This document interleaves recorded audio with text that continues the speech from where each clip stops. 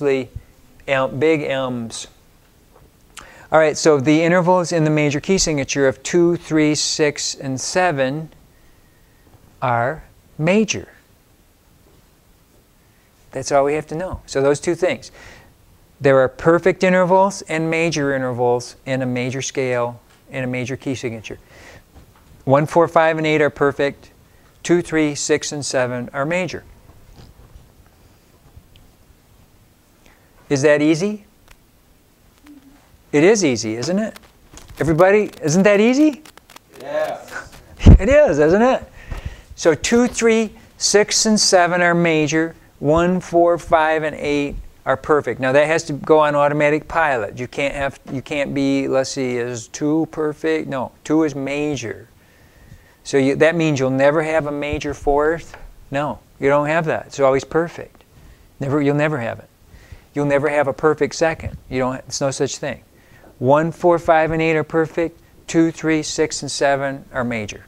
Yes? So what's the reasoning behind that? Why in history did they create? Because the gods of music created it that way. Well, can we not talk about it right another? Can we talk about we'll talk about it. Let's talk about that someday, but not today. Let's talk about this. Let's keep it really easy today, and just all we have to know, because in the whole scheme of things, it doesn't really matter for us at this point.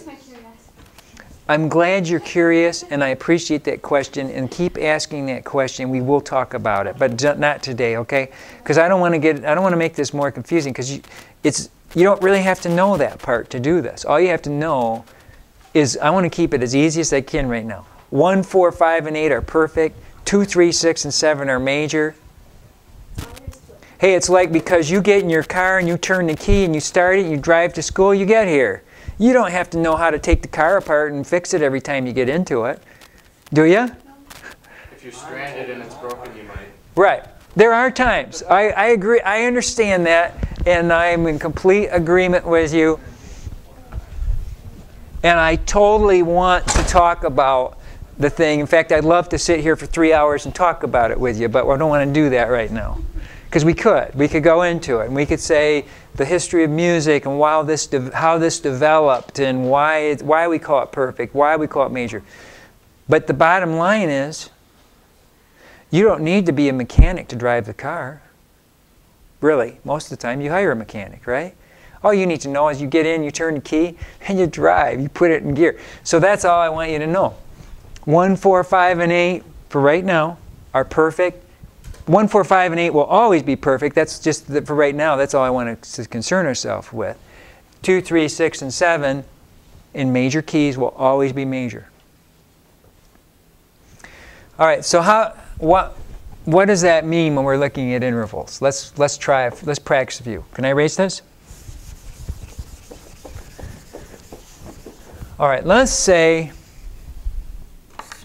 I want a major second above G. Okay, so what's a second above G? We know it's going to be some kind of an A. It has to be some kind of a G, some kind of an A. That's a second. All right, what I can do is I can say, all right, the key signature of G. I know the key signature of G. What is it? It's 1 sharp. Okay. It tells me that F is sharp, but it tells me something about all the other 6 notes too, doesn't it? What does it tell me? Everything else is natural. So that means A is natural in the key of G, correct? So G to A is in the key of G, so that is a major second. You see? Yes? I have another question. What if you draw like that A like way up there or something? Would that still count as a second, or would that be like 9? Yeah, it wouldn't be a second anymore, really. But don't worry about that right now. Yeah, we're gonna do everything. You're gonna know so much about intervals in the next. We're gonna do them for 4 weeks. You're gonna love intervals when we're done. You're gonna know.